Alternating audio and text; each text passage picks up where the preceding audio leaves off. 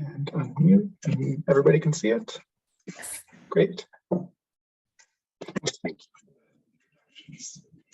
Before I begin, I just wanted to acknowledge that I'm joining you from the University of Guelph campus, which is on Treaty 3 territory, or between the lakes, which was made with the Mississaugas of the Credit.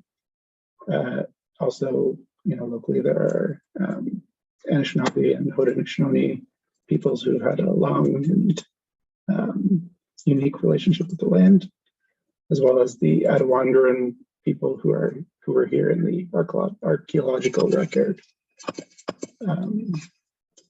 Yeah, as mentioned, I'm joining you. I'm Mike. I'm a lab manager with the Hajibabaei lab at the University of Guelph, and I'm mainly going to go over just a quick introduction to environmental DNA metabarcoding to get everybody kind of up to speed before they hear more. I'm assuming that most of you are pretty familiar with wetlands, so I'm not really going to go into them too much, but an important aspect of wetlands is their macroinvertebrates. So these are invertebrates living in the water column and sediment, and they're really useful organisms because they have like a range and tolerances to environmental conditions, which make them good indicators of health. But they can be problematic to identify because there can just be so many, and they can be quite small depending on the life stage. So morphological identification is difficult and time consuming, which brings this idea of DNA barcoding, which is a tool that's used to identify species based on a standard DNA sequence from a standard genetic marker. So with animals, this is the cytochrome C oxidase subunit 1, mitochondrial DNA. Or at least it's the most common. There are other markers as well. And this is kind of an ongoing project. This DNA barcoding project is ongoing. Folks are constantly identifying specimens, sequencing their standard gene and uploading it to genomic repositories like BOLD, or the Barcode of Life data systems, as well as GenBank and others. This is a really useful tool because it kind of lets us compare unknown specimens to this database of known sequences. So if you were to say, take this organism here and you're not sure what it is, rather than morphologically identifying it, you can just sequence this barcode region, compare it to the database, and you get back a hit for the same thing. So you can find out that they're the same species. And it's it's an oversimplification, but it works. But barcoding itself isn't an entirely scalable solution because there's still a lot of time spent sorting specimens. But with new sequencing methods that have been introduced in sort of late 2000s, we're now able to produce millions of sequences at once, where previously it was, very few sequences or one sequence that you're producing. So now you can deal with mixed template samples, which means like having multiple specimens within the same DNA sample. You're able to identify both of those. So when you're pairing these with the genomic databases, this allows for a rapid and simultaneous identification of unknown specimens. So I just have here, I don't know if you can see my mouse, but I'm going to assume you can. This is an aluminum iSeq, which is a new, at this point it's somewhat old, but it's one of the more common DNA sequencers. And this is kind of one of the, on the right, it's sort of an intermediary step where each of these little white specks is a different sequence. So you can just see there's millions of there. So the output of this is somewhere in like the 15 million sequence range. So it's just a huge amount of data. And to compare this with DNA barcoding, where, if you have the same sample, you'd have to first sort these samples, get a fairly pure extract, which you can then sequence the extract and compare it and get your identification. Whereas with DNA metabarcoding, you can then basically extract all of this DNA together, have a mixed sample, and all of these will be identified at the same time rather than sequencing them individually. And this makes it a really useful tool when paired with environmental DNA, which is DNA isolated from environmental samples. So commonly you have things like soil or water and benthos, where you have a mix of DNA origins. So you may have, in the case of benthos, you'll have whole specimens, but you can also have DNA from skin cells that have been sloughed off by fishes they're swimming by, or feces, or there's just so many inputs for DNA. And with this sequencing approach, you can identify more of these species at once. So there are single species detection methods like qPCR, but I'm going to focus today on this multi-species or metabarcoding aspect. And just to give you a general idea, mainly what we do in our lab is benthos. So most of this will be framed around that today. To give you a general idea of what the workflow looks like on the lab side of things, you usually have some sort of like pre-sample processing. If this was water, it'd be water filtration, but with benthic samples, you're homogenizing the tissue, you're extracting the DNA from these tissues and amplifying it through a process called PCR, which I won't really go into today. You'll sequence this DNA, and then out of the sequencer, the sequences don't come out in like a readily usable format. So you have to do some bioinformatics processing, which is just sort of highly computational algorithms that clean up the data and assign taxonomy, so that you end up with this taxonomic output. And this method has been proposed a new concept of biomonitoring 2.0, where biomonitoring 1.0 is more of a morphological based system. Now with this new DNA side of things, we're able to get reduced monitoring costs and improved taxonomic resolution. And while being sort of a concept of biomonitoring 2.0, it was also a project back in 2011, which did a lot of the legwork, at least locally or in Canada, developing these methods. So there are, a lot of the proof of concepts for metabarcoding, conceptual models, classifiers that actually, how you assign taxonomy to the sequence, new metrics like food web analysis. And this was sort of a multi-matrix approach where we did soil and water and benthic samples. So we have some metabarcoding in plants and other soils, as well as some of the database coverage was assessed back then. So there's been sort of a lot of steps that have gone into where the tool is now, and I'm not really going to delve into any of them totally. There are limitations. So I mentioned PCR. I'm not going to go into details, but because of how PCR works, DNA metabarcoding it won't produce abundance data. People have proposed sort of strategically sampling in ways that will help you to model species distributions better, but abundance will always be a challenge. It also has a tendency to miss small or rare specimens in a sample. This is sort of a consistent problem with morphology as well. This is metabarcoding. The processing is also very destructive. So going back to this sort of a blender, when you're making this smoothie, you can't go back and look at the bugs afterwards. So you need to be pretty sure that you are fine with that. You can, all of the homogenate, the smoothie is kept, so you can re-extract from there, but you can't see the bugs again.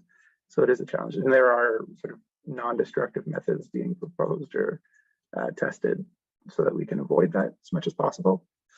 But there are benefits. So it's relatively inexpensive. You're looking at more like $130 a sample versus $400 plus for morphology or DNA barcoding. It's fast because there's no sorting, and you get a high taxonomic resolution for equal effort. So you can still use these like more common presence absence based diversity metrics And we're still seeing consistent patterns with, spatial and temporal aspects of communities. There's also a huge opportunity. So with the new DNA data and high resolution taxonomy, it opens up new avenues for questions that can be incorporated into biomonitoring. This is still early for a lot of these, so it's more just sort of the excitement of what could be in the hopefully near future. So you can look at coarse population assessment because you have the sequence data, you're able to look at haplotype mapping like this figure on the right. You can start to look at food web and other network structures and hopefully incorporate these into biomonitoring based on measures of complexity or modularity and different network metrics. And also with relative ease, you can start to explore multiple domains of life. So if you want to look at prokaryotes, you can just sequence a different genetic marker and you'll get bacterial and you'll just get more prokaryote sequences or identifications. And you can also look at diatoms or algae and vertebrates. So it's really exciting and relatively easy because the DNA, once you've already processed it, it already exists in the sample. Ultimately, it's just another tool in the toolbox. So it's not going to be perfect for every question, but there are a lot of uses for it, I think. It'll be useful as a fast screening tool where you can then decide based on metabarcoding where to invest more effort, or a lot will be kind of figured out. And so part of what's ongoing in our lab is this collaborative project with Environment Canada, WWF Canada, and Living Lakes Canada, which is a stream sequencing the rivers for environmental assessment and monitoring. And this sort of arose out of this idea of freshwater crisis where WWF watershed reports in 2016 were finding that benthic data was very deficient. So over 60% of the watersheds in Canada are data deficient. So you can't really make an assessment on something that you don't have information for. And so the stream is kind of a project to get people on the ground who are already connected to their waters, sort of this new potential perspective to look at questions that they want to investigate. So this is using community-based monitoring to collect these samples. And one of the main goals is to validate metabarcoding as a potential routine biomonitoring approach for generating biodiversity data for freshwater macroinvertebrates. And I will say that there are some wetland, there isn't a wetland aspect of this, but it is majorly streams.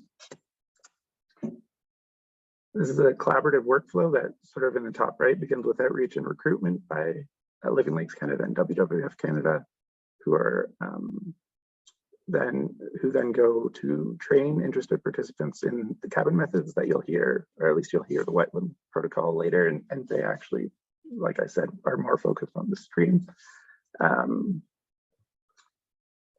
The community groups who have been trained will then go out and sample and send us their samples at the University of Guelph, where we'll process the samples and send them reports, as well as cabin folks at Environment and Climate Change Canada will upload data to the cabin portal.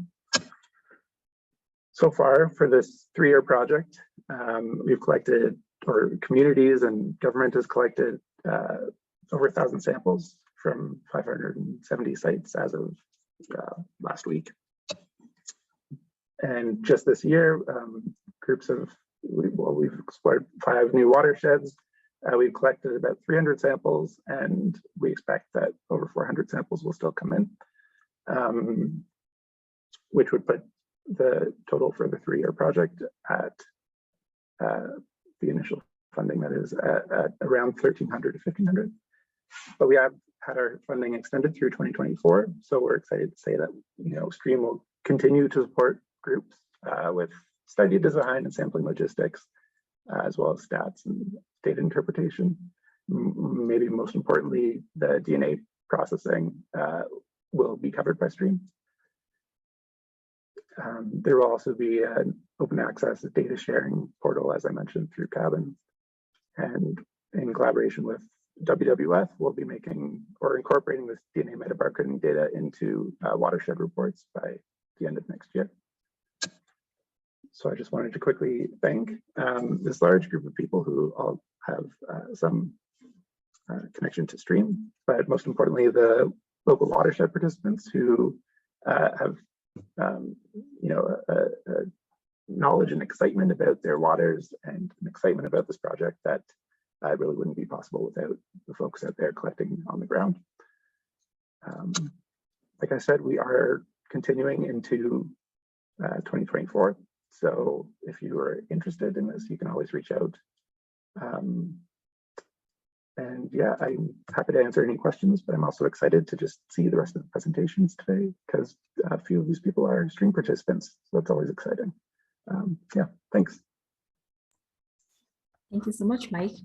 Yeah, that was a great intro of how this the DNA barcoding is done, because we collect all the samples. It's good to know what's being done after. I don't see any questions yet. I'll give it a couple minutes. But if not, I wonder maybe Adam can go. Because Cabin kind of ties into STREAM as well. So if there's any question, maybe we can go after. Recording. All right, so next I would like to welcome Darcie Quamme. So Darcie has a strong background in entomology, aquatic biology, environmental impact assessment, fish and aquatic habitat assessment, and environmental monitoring. She has spent 25 years working in the field of environmental consulting. Darcie is a registered professional biologist and a member in good standing with the College of Applied Biology.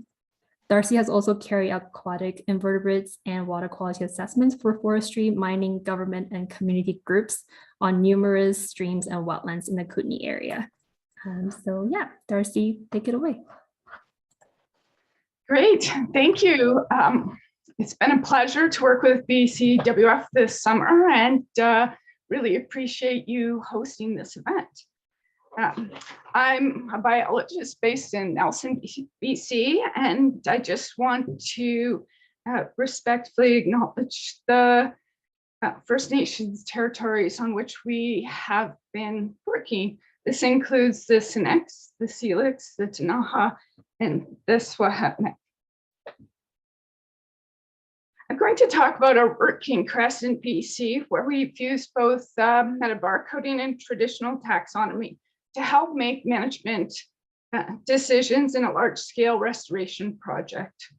My co-author today is Ria McKenzie, and this work was carried out for the province of BC in collaboration with the Crescent Valley Wildlife Management Area.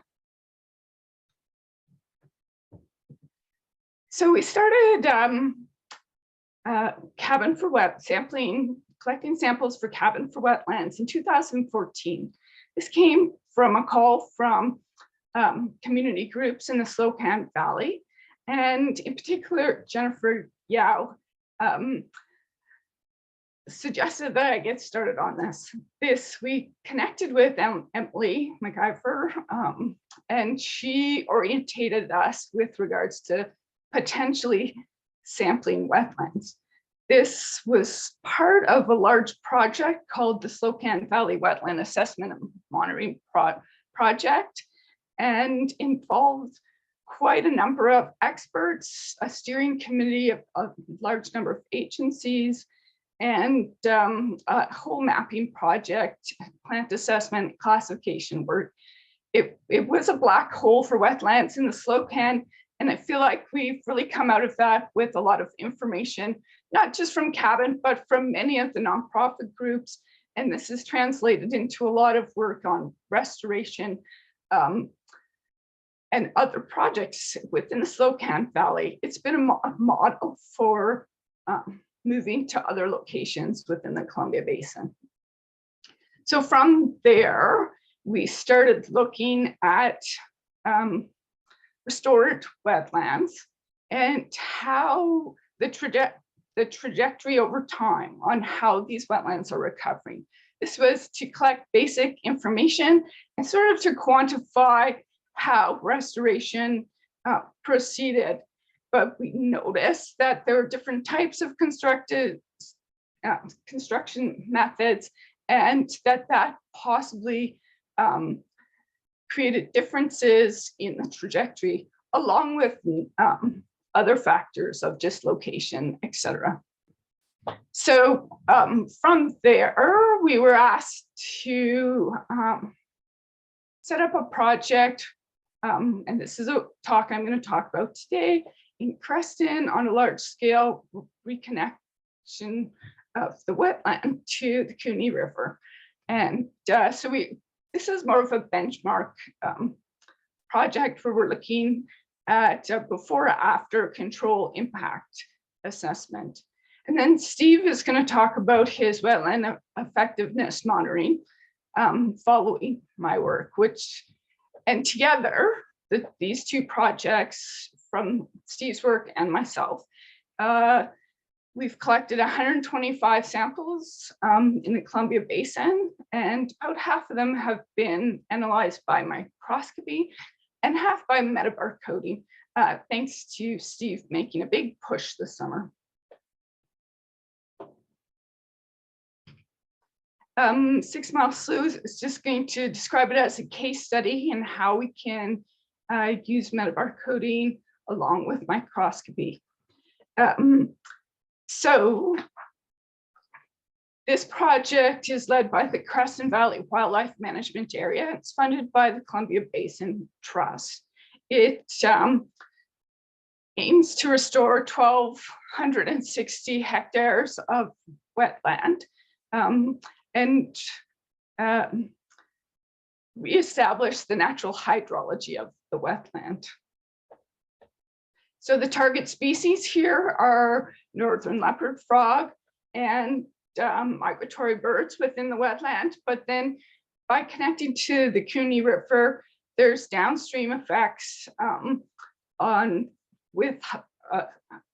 downstream effects to fisheries values, including white sturgeon and burbot. So also within this area, it's a very important and globally significant area. It's a cross-valley corridor for grizzly bears. So there's a lot of, it's just a super important area for our region. So our main goal was to establish some benchmark biomonitoring sites to evaluate the effects of hydrological connectivity. We've completed pre-restoration monitoring in 2019 and 2021. The restorations planned for the fall of 2022, and post-restoration biomonitoring would occur in 2023 and beyond. So this project connects to a lot of other projects.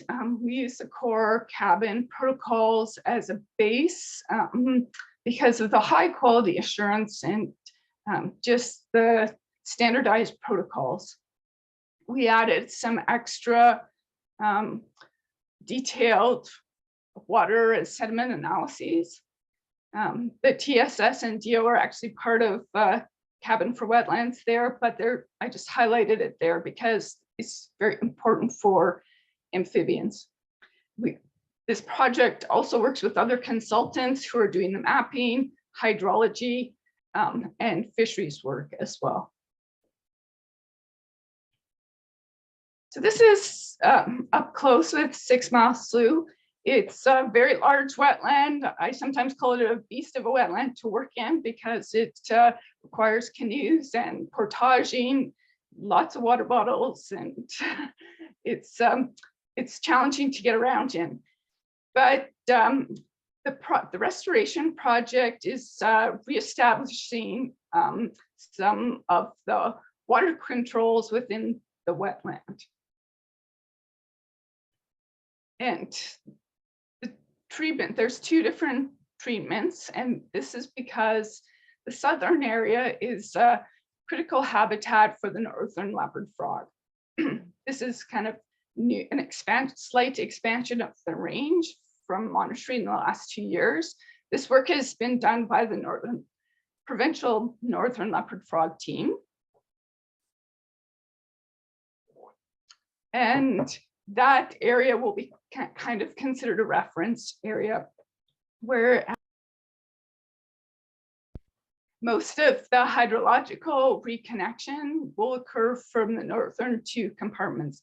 As you can see, this wetland's been historically affected by quite a bit of diking, draining, and linear developments such as the railway, which you can't see in this map, but is to the north.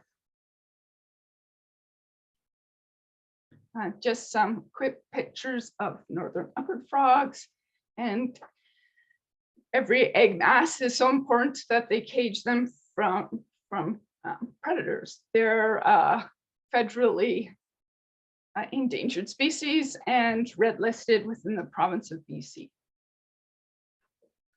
And here we are coordinating with the northern leopard frog team, and there's Marc-Andre Boucher, and he's the lead on the restoration work. So for our methods, we used our standard methods within the cabin for wetland protocol, which is a kick net sample within the emergent zone. It's constrained by time and area. And Steve, I'm going to show a quick little video of you sampling. This is not 6 Mile Slough. This is Meadow Creek, and it's a different kind of a restored site.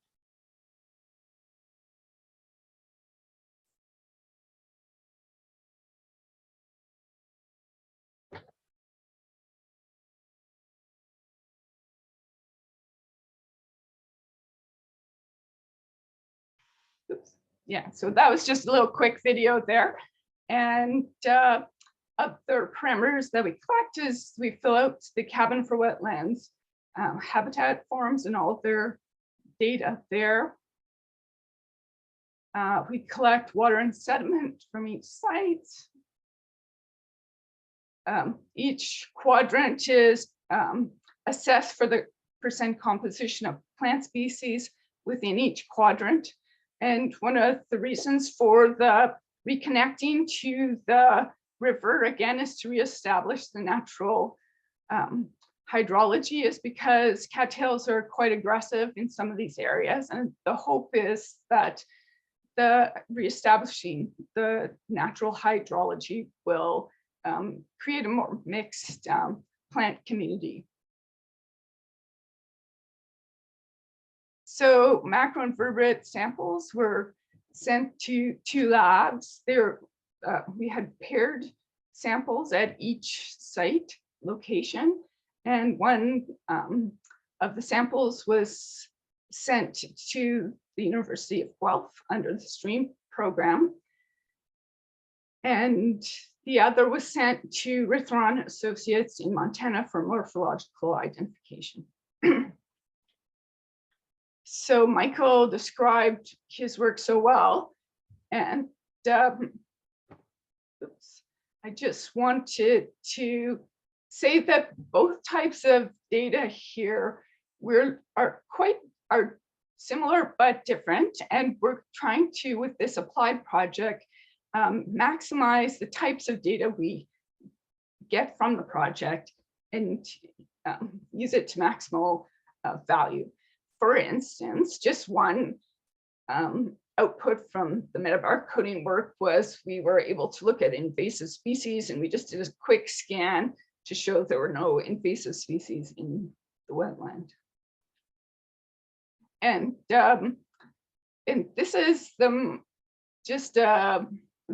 microscopy work, because Michael described the metabarcoding so well. So it's sent to Rithron. They voucher all the subsamples, and the subsamples are sent to the Royal BC Museum, and they have been cataloging our samples and housing them in perpetuity, so that these this data is searchable through their platform and through the BC Conservation Data Center. So we super appreciate all that. And I'm just going to show a few results, but I'm actually going to talk about how these two techniques are similar. There's differences, but I'm going to focus on the richness measures where they're most similar. So where we have the most data, though, for reference sites is on the morphological taxonomy, because Steve's work this summer as an effort to acquire more metabarcoding data. So that is incredibly appreciative too. And there's a need for that. So here we just have all the sites just that we've sampled to date for morphology, based on morphology. On the left, on the bottom axis, is just the number of counts of genus, and the colors are just by various taxa groupings. The labeled points there are the 6 mile slough points, but it tells us for 6 mile slough that it's very high in the types of organisms there. There's lots of different macroinvertebrates. It's a very rich wetland. And thus, the other types of wetlands are super important as well, but it helps describe this wetland for any changes that might occur in the future. And this is just another way to look at that same data, where I pulled out the floodplain, floodplain and lacustrine sites compared to the 6 mile slough. And you can see that 6 mile slough is just a little bit higher than some of these reference sites. And our reference sites are least impacted. And really just what we have been able to sample and collect on under various funding situations. So there's a lot of caveats there. Okay, so I just wanted to show you where these two types of data can be kind of similar, because we use paired sampling. So we did a little testing of this data to work this out. And it looks like that the class Insecta and Aquatics diagnostic taxa sort of are a good place to compare these two techniques for similarities. And so just this general pattern is it looks fairly similar with some bumping around. The data here is that each facet is a location, and there's the 2019 data beside the 2020 data.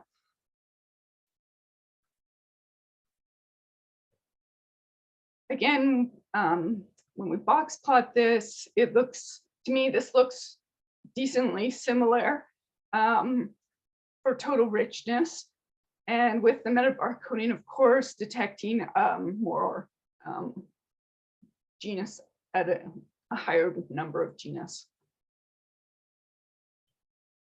So just in conclusion, we detected greater than 71 unique macroinvertebrate families in 6 mile slough between the two techniques. And we quantified the variance between sites and years for future post-restoration analysis.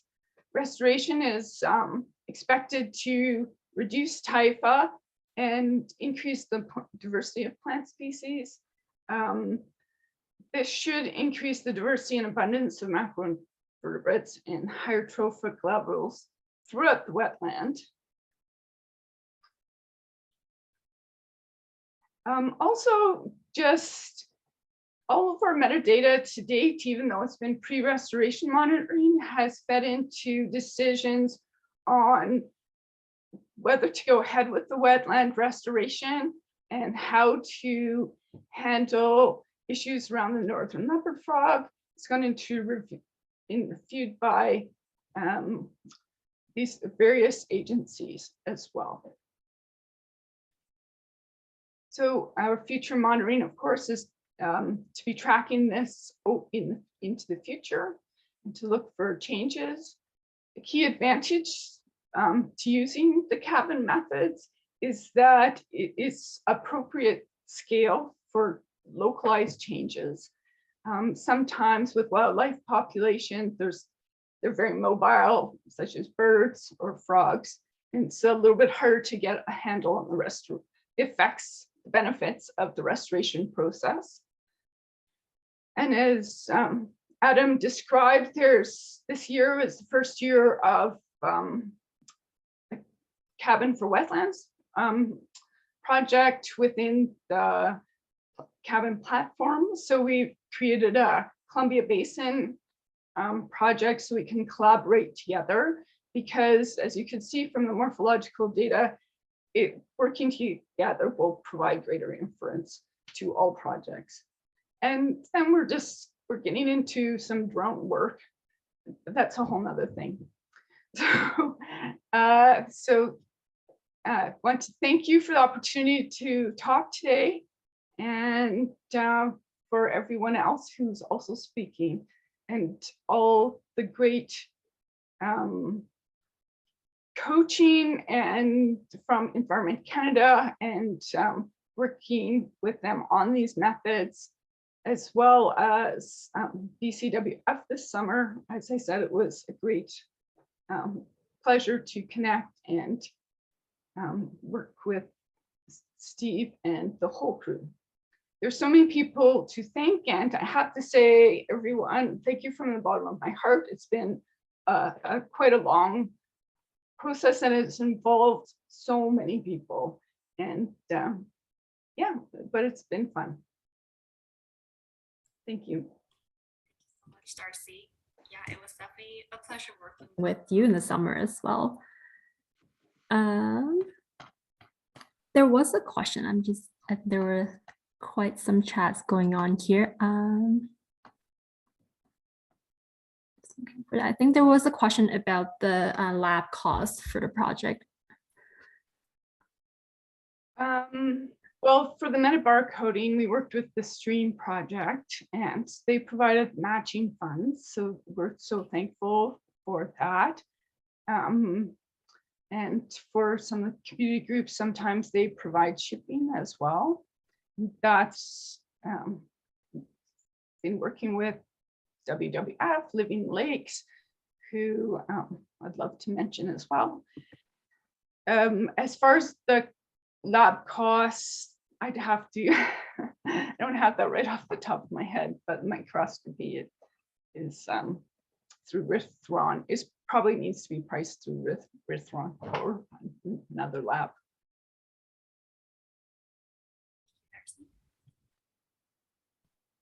Give it a couple moments for the questions too, but yeah, it sounds like that scope of project is really great, covering so many different aspects of the monitoring piece.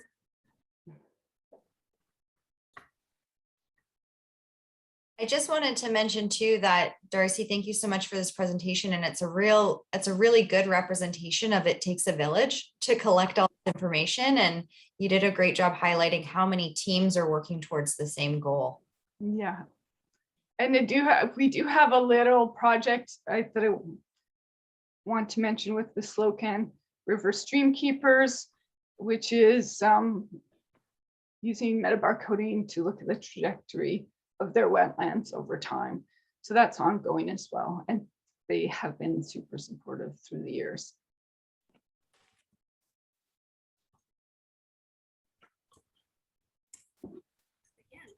Yeah, if we don't have any questions, maybe we can jump to Steve. It ties nicely into after your presentation as well, because it's kind of the continuation or part of the project as well.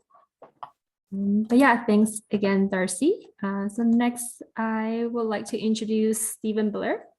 Steve obtained a Bachelor of Science in Geology in 2017 at the University of Calgary and worked as a field geologist.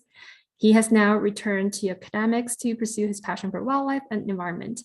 Steve joined the Wetlands Workforce Effectiveness Monitoring Team at BC Wildlife Federation in May, conducting a research study at the restored wetlands to determine which sites support the greatest species richness of macroinvertebrates, and thus have a higher rate of recovery. Prior to moving to BC this fall, Steve worked at the Boreal Wetland Reclamation Assessment Lab and identified benthic invertebrates from a natural saline fen around Fort McMurray, Alberta. Take it away, Steve. Perfect. Thanks, Cindy. Yeah, as Cindy introduced, I'm a master's student at SFU and BCIT, and I was brought on by BCWF to conduct a research project with their effectiveness monitoring team. Before I get started, I'd like to acknowledge that I live, laugh, and play on the lands of the Coast Salish peoples, home of the Squamish, Tsleil-Waututh, and Musqueam nations. And my project looks at the ecology of aquatic invertebrate communities in created wetlands.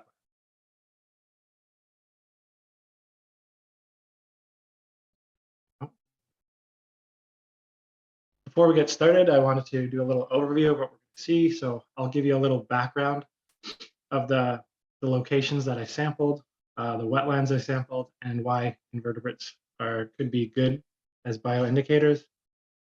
We'll then move on to the goals and objectives of my study.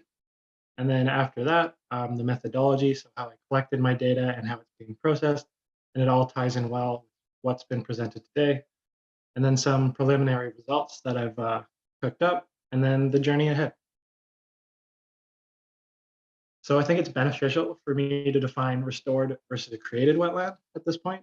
A restored wetland is returning an already pre-existing wetland back to pre-disturbance conditions, whereas a created wetland, you build wetlands in an area where one did not recently exist, like old agricultural fields, to add habitat value and function to really help mitigate the wetland loss we've seen in the past century. So the wetlands in my study, there was two major techniques used to build the created wetlands. The first one was the created surface water wetlands. So they used a construction technique where you excavate a basin to hold surface supplied inputs of water. So this would be like rainwater inputs or overland flow from a flooding river. And these basins really act like a cereal bowl that holds the water at the surface. To do this, though, they need a layer of clay to act as an impermeable barrier, preventing seepage of water back into the groundwater system. And then the next type of wetland was a created groundwater wetland. So this construction technique, they excavated a basin that really exposes a high water table at the surface. And so basically the basin is filled by groundwater inputs. And then the last sites I sampled were natural wetlands and old enhancement. The enhancement wetlands were areas where dikes were constructed, like Darcie showed you in her presentation, to like impound water or drain areas. And these enhancement projects took place over 30 years ago. And then my actual study location. So we sampled a total of 16 created and referenced wetlands from the west to east Kootenays. All the wetlands were located in valley bottoms, such as Creston Valley to Slokan River Valley. And we went as far east as Elk Valley, where Fernie is located, around where Fernie is located. The yellow dots just indicate the rough locations of where we sampled throughout the region. And the created wetlands in the study were usually built on or adjacent to agricultural land, some of which was still actually being actively farmed and used. Now, you might ask, why include aquatic invertebrates? I'm sure everyone has answered it by this point in the presentations, but aquatic invertebrates have been shown to be useful indicators of aquatic system health, as local communities really reflect habitat conditions ranging from water quality to vegetation community and structure to anthropogenic influences such as pollution. Aquatic invertebrates are also a primary trophic link or conduit for energy flow in the ecosystem. They connect the primary producers, so things like plants and algae, to the higher wetland animals, such as the ones we love, like waterfowl, fish, amphibians, and even bats. And then I had two main goals for my study. I wanted to determine if aquatic invertebrates are useful bioindicators of ecosystem health in these created and referenced wetlands in the Kootenays. And I wanted to use the results from this study to help guide future construction techniques if possible and adaptive management actions to try and increase the colonization of aquatic invertebrates in these created wetlands, because really, if we have a more diverse community of invertebrates, it may mean that these wetlands are likely providing diverse and suitable habitats that may even extend up to these higher wetlands.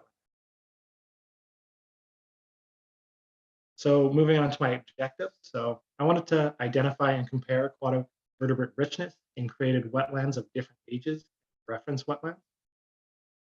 I wanted to identify the wetland habitat parameters that correlate to a greater richness of aquatic invertebrates. Was it water quality, vegetation community, or soil characteristics? Is it a combo of all three, a combo of two? We just wanted to kind of tease this out if we could. And then the last objective, we wanted to determine if age of a wetland affects aquatic invertebrate richness.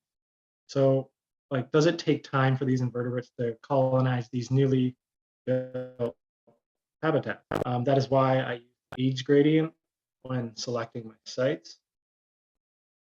So, and to do that, I grouped sites into 3 different age categories. There was wetlands built in 2018 and 19. These were the younger wetlands. Wetlands built in 2016 and 17, the older creation projects.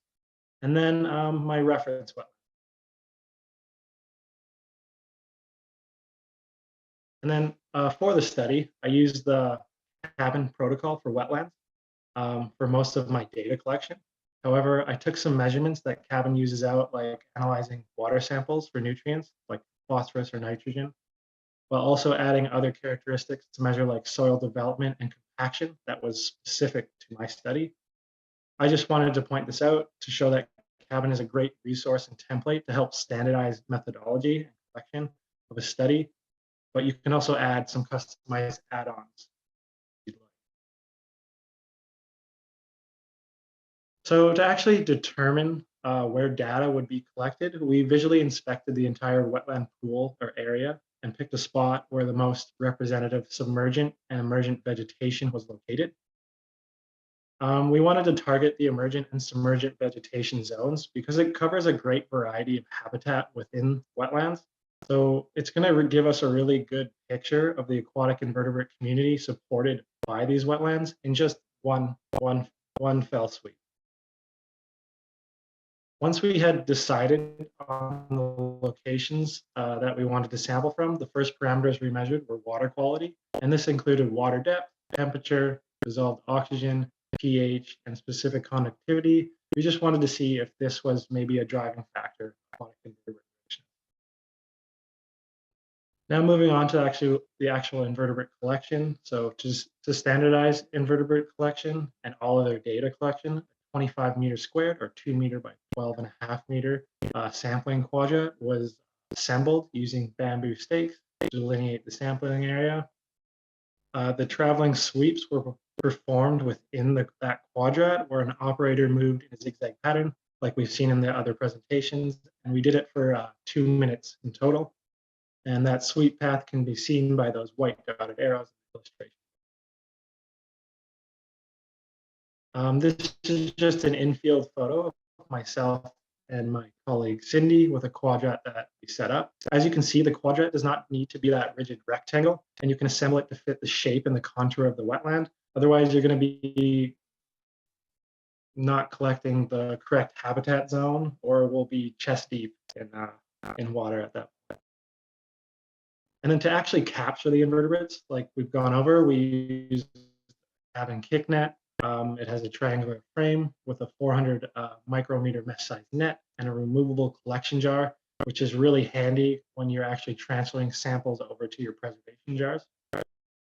And the photo to the right just looks, this is just me collecting a really heavy sample, it looks to be, and it probably took quite a few preservation jars to get all of it. And then moving on to the preservation of the invertebrate samples, we used propylene glycol or absolute zero RV waterline antifreeze. Sample jars would be filled with 3 parts propylene glycol for 1 part invertebrate sample. This would make a 3-to-1 ratio to ensure that the samples are being preserved during shipping and storage. We then shipped off our samples to the University of Guelph Center of Genomics for processing. I should note that antifreeze is good to use for DNA analysis only, and specifically the absolute zero is okay. But using the antifreeze, it will stain your invertebrate specimens, which is not ideal for the traditional taxonomy. And then for measuring our vegetation and habitat characteristics, we really visually estimated their proportions within that 25 meter squared quadrat. Habitat categories that we collected or noted were emergent plants, submergent plants, floating plants, periphyton, opium water, coarse woody debris, and bare ground. Together, we added up all these categories to 100. Here is just an example of how we would actually go about determining vegetation and habitat estimations. Hopefully this will help everyone visualize it. So let's just say within the quadrat, the emergent plants, well, those are the taller ones, make up roughly 25%. And then we see those submergent plants, which is the shorter guys, make up another about 25%. And then we see we have a piece of coarse woody debris in that far left corner, which we'll say is in 5% of the area, leaving us with the habitat made up of open water, represented by that blue, which would make up the remaining 45%. And this would all total up to 100% of that area. And then we went on to measure two soil parameters, soil compaction and soil development or thickness of the organic. We measured soil compaction and development because some wetlands were constructed using a clay liner, and they're also new wetlands. A construction technique where a layer of clay has been compacted using heavy equipment to help the wetland retain water and stop seepage back into the groundwater system. So we wanted to see if invertebrates were associated to compaction and soil development. Like, for example, is it hard for plants to establish in a more compact soil, which may affect the invertebrate community as there's less habitat or food available? Or maybe if soil organic thickness is not sufficient because maybe less plant litter is really being supplied, and soil provides both food and shelter for invertebrates. So maybe they are unable to colonize these wetlands that have very little soil development. And we just wanted to try and tease out and answer these questions. And then, so to actually measure the soil characteristics, we used the transect start of the sampling quadrat, as illustrated in that image above. Measurements were collected along the transect at 0 meters, 2 meters, and 5 meters. And we used the Dickey-John compaction meter to get a rough value for soil compaction in pounds per square inch. And then to actually extract the soil core samples, we used a 2-foot clear PVC pipe that we sharpened at the end and actually pounded it into the substrate to collect our soil. Here's just a couple of examples of soil cores we extracted from the Created Wetlands. The photo labeled A is from a wetland that was created in 2018, and it had a compaction of approximately 110 psi. And this just shows you that thin layer of organics at the top that we encountered, and then which was about 0.5 centimeters compared to the 9.5 centimeter mineral clay bottom. And then moving to the middle photo labeled B, this one was a mixture of 4.5 centimeters of organics to about 5.5 centimeters of silty loam. And it had a compaction of about 90 psi. And then as we go over to the far right photo labeled C, this showed the other extreme of being completely organic. And this actually had a compaction of about 20 psi. And I just wanted to show these to show the variety of wetland soils we encountered along our whole adventure.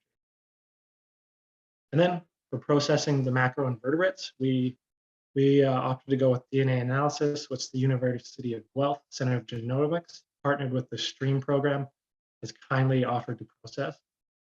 So a massive thank you goes out to them for doing this. And then here are just some graphs and statistics that I did. And I did a few statistical analyses, and these compared the construction type and habitat parameters we measured. Construction methods, just a reminder, were the groundwater fed wetlands, the surface water fed, or in actually one case, we had one wetland that was built to be both surface and groundwater. To my surprise, there was no difference between the plant cover and construction technique used. As you can see in the graph to the left, all these groups were distributed in a similar fashion. However, when the construction technique was compared to the organic thickness seen in the graph to the middle, we see the groups partition a little differently. The surface water wetlands, fed wetlands, organic thickness was much lower with an average thickness of 1 centimeter. And this was actually significantly different when compared to the groundwater and reference. And then finally moving to the far right graph, comparing dissolved oxygen and construction type, a significant difference arose between our surface water-fed wetlands and our groundwater wetlands. And this actually kind of makes sense as our surface supplied wetlands, the water is going to be in contact with the atmosphere a lot more, so you're going to get a lot more oxygen diffusing. Again, I did a few more preliminary statistical analyses, but using age of a wetland instead.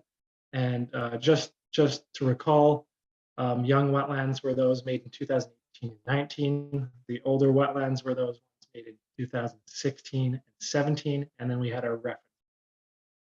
And again, we see no significant difference in groups in the far left graph with the plant cover. There was also no association to dissolved oxygen to the wetland age seen in the far right graph. However, a significant difference was determined between the organic thickness of young and reference wetlands seen in the middle graph.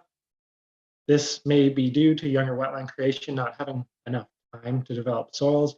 But again, this is just a guess, and a much deeper investigation would be needed to actually conclude this. And then finally, the next steps will be a deep dive into statistics after receiving the processed invertebrate taxa data. I'm excited to see how the aquatic invertebrate community will respond to the habitat parameters, the construction technique, and the age of the wetland. So just thank you. This includes the landowners who are always so welcoming, driven to rewild the environment and support conservation.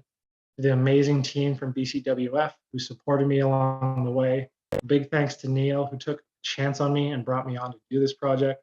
And to Cindy and Christina, my partners in crime while we did the sampling.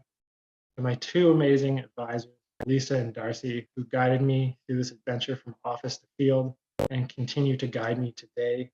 And also a special thank you to Darcie's family, John, Galen, and Reese, who are always so helpful along this journey. And then to Mike and the Center of Genomics from the University of Guelph for accepting and processing samples. And to Emily and Adam at Environment and Climate Change Canada, who are going to help me establish my data on the Cabin network. This whole journey wouldn't have been possible without any of you and many more. So thank you, thank you, thank you. And is there any questions? Great work, Steve. Yeah, Adam pointed out, so thanks for making this distinction with the antifreeze preservation between DNA and morphological identification. There was a question from Peter, how does species diversity and overall biomass abundance figure into richness assessment? So yeah, my richness assessment, since it's only using the DNA analysis, is going to be like Mike explained, it'll only be a presence and not detected evaluation of these wetlands. So we won't actually get the biomass abundance. That's one of the caveats. Thank you. Yeah, I wonder if any other speakers would like to chime in as well.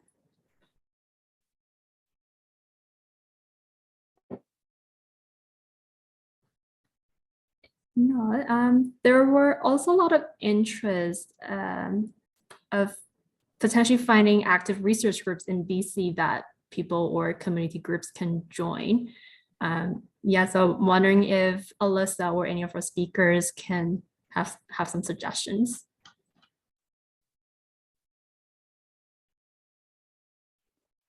Neil might be better to answer this. He's had 11 years of working with. I don't know if Neil's still on. Yeah, I'm still here. Can you repeat the question though? Sorry. Yeah, we just have a lot of people interested in joining the research groups in BC and contributing their part, I guess. So where can they find these research groups or what's being done? like related to this protocol? It wasn't specific for this protocol, but yeah, we can start with the protocol. And if Yeah, I think it's just in general, like from my understanding of the question, there's a couple people who are interested. And Neil might be better able to answer this, but connecting local groups, like there's some stream creeper groups, there's the Slokan stream keepers that is participating in the swamp protocol, and they've started, well, they were involved in it since 2014. So a lot of it seems to be these like little community groups that are contributing to the bigger picture. But Neil, maybe you have an idea of some that are broader. Yeah, I guess there's some really great, thanks, Patricia. Yeah, there's a lot of really great collaborative groups. I think BC Wildlife Federation through the Wetlands program has tried to assemble people like today in terms of bringing people together to share knowledge. We're not the only ones that are doing it, of course. There's definitely some institutions that are either universities or other sort of like kind of cross provincial groups that bring together groups like this today to talk about research topics such as this. So I guess for those that are interested, there's feeder. This might be an opportunity to be exposed to some things that might be happening in your area, or reaching out to like maybe a broader organization. They might be able to tell you if they're aware of anything going on in your particular region, depending on where you're coming from. I guess like from our perspective, a big thing with the BC Wildlife Federation is we aim to, like our core goal or mandate from the wetlands program is to build the capacity among practitioners who are doing work, and often we've tried to play that role of convening knowledge holders and then sharing and exchanging their knowledge, not necessarily having the knowledge ourselves, but at least making those connections. So hopefully we're playing a part of that, and definitely there's other amazing organizations that do the same type of thing. So sorry, that's a very like broadly based response to that question, but if I knew like sort of where who was asking the question, I might be able to direct them into a specific category. I always think of myself as kind of the marriage maker, like bringing people together, supporting those that might be interested with those that might be trying to do that work. But yeah, thanks for the question.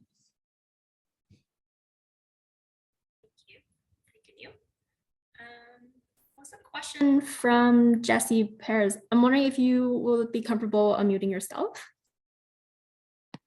Hi, sure. Yeah, I'm just wondering if you wanted to ask the question. I think that was directed to Mike. Yeah, is he still online? Yes. Yeah, okay. I was wondering, when collecting sediment for the benthic eDNA, how deep do you collect usually? And does your research ever go into paleoecology, where you analyze the DNA kind of with depth into the sediment to understand how the wetland has changed through time? Sorry, I'm trying to figure out my camera right now, but maybe that doesn't matter so much. Short answer is no, that's not something we do. Certainly people do it. But yeah, my kind of short answer is no. It's all, it's always going to be with the stream approach. It's always kind of the first, couple inches, 4 inches, 6 inches, you'll go down at the deepest probably. So no, we don't do any like soil column assessments for deeper history. Just kind of the very top level. Yep. Okay.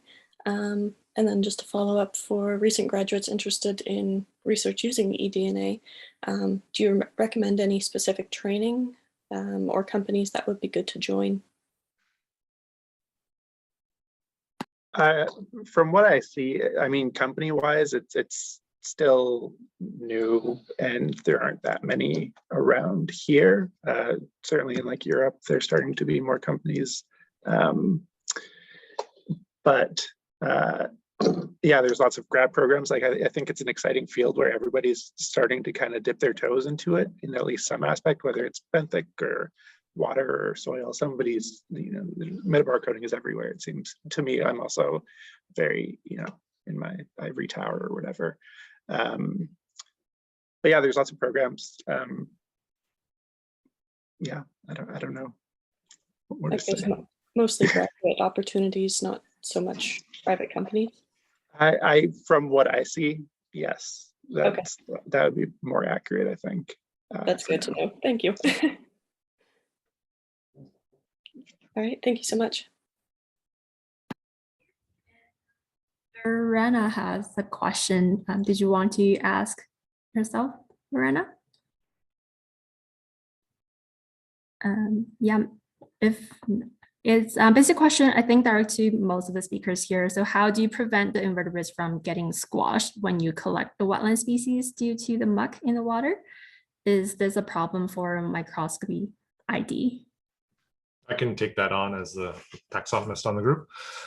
So invertebrates having an exoskeleton being pretty hard, they are very hardy. So they actually don't squish that easily, especially with the wetland sampling. We're actually sweeping in front of us, so we're not stepping on anything. There's really not much chance for them to get squished in the net. With the traditional cabin and wadable streams, like we're actually kicking in rocks, and there's a lot of like gravel and a lot more forces that can damage the insects. But even then, we don't see a lot of squished bugs. Like mostly it'll just be like legs falling off or gills falling off in that sense, but they're pretty hardy. We don't get a whole lot of squash ones, and the preservative method as well helps. So when we preserve in ethanol or formalin, it actually hardens the tissue as well. So once you get them under the microscope, they don't fall apart as easily. So the preservation method helps, and just the way that we collect using the sweep going forward also helps that way in that regard.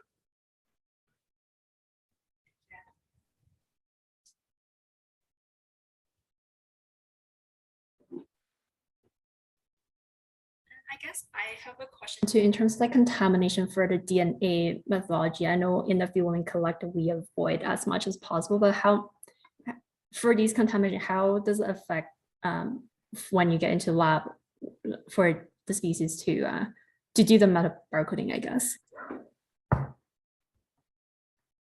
Yeah, so typically, in the field, you would be decontaminating your nets in between each site and any equipment.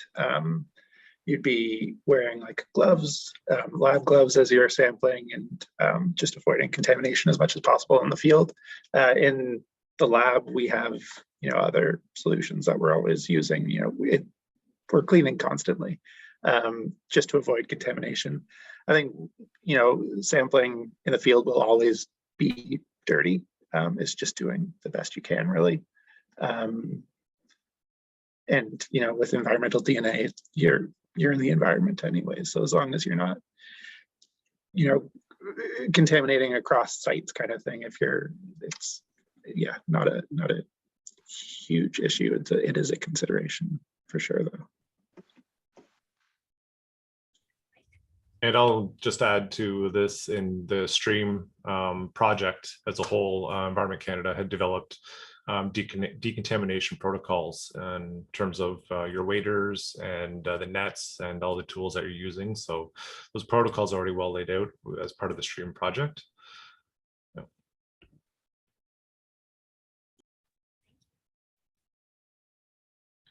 Anyone would like to unmute themselves for any questions as well?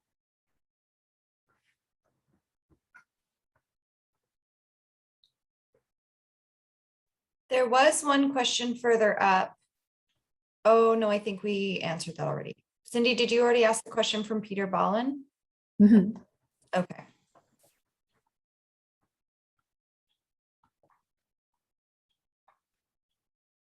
And I'm not seeing any more questions in the chat.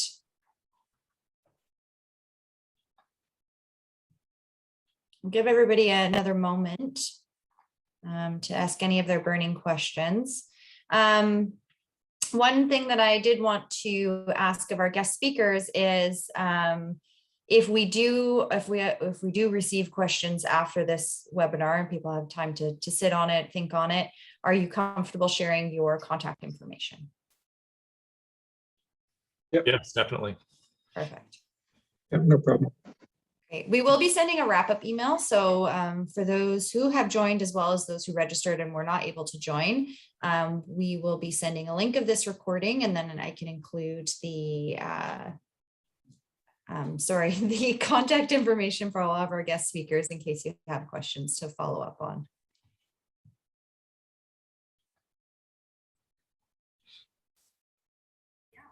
I guess, yeah, it's also Black Friday. I don't know if anyone take this day to do some shopping, but yeah, just want to thank everyone for joining us today. I think this might be our last one for this year, unless there's anything else planned for the Wetlands team, Alyssa? No, this was our last webinar of the Wetland Institute Speaker Series. So I just want to thank everybody who took the time to join us and share your incredibly valuable knowledge. It's always an amazing opportunity, and especially through technologies like Zoom, where we don't actually have to meet in person. We've really been able to stretch our resources and reach out to a number of industry professionals, variety of topics. And so it's been a really great opportunity to bring everybody together and share this information on a larger scale. So I just want to thank you once again to all of the who joined us today and shared your knowledge. If you are interested in more wetland training, we do have 2 virtual workshops coming up in January. One is a 2-day wetland keepers workshop based out of Cranbrook. We'll be focusing on issues that wetland issues that are prevalent to Cranbrook as well as other parts of the province, specifically focusing on things like mitigating cattle impact and things like that. Wetlands to coexist with the ranching community. And then we're also hosting another 1-day wetland workshop focused on stewardship, specifically stewardship on private lands, and how that's feasible for anybody who is interested. And thank you, Alana. She just put the evaluation in the chat. So if you could take a few moments, it won't take more than about five minutes or so to fill out that evaluation form. It's really helpful for us to know what we're doing well, what we can improve on, and gives us tangible evidence to our funders that yes, this is worthy to fund. So please continue giving us money. Yeah, if anybody has any further questions, please feel free to unmute yourselves. Otherwise, we will release you for the rest of your day. And I hope everybody enjoys the rest of their Friday and have a great weekend. Hopefully we don't get too rained out.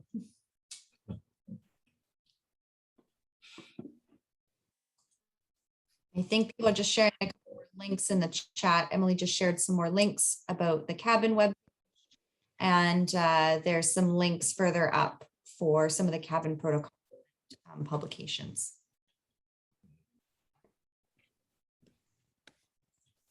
Great. Thank you, everybody. Thanks for joining. Thank you. Bye. Thanks. Thank you. Bye. Thank you. Thank you, everyone. Goodbye.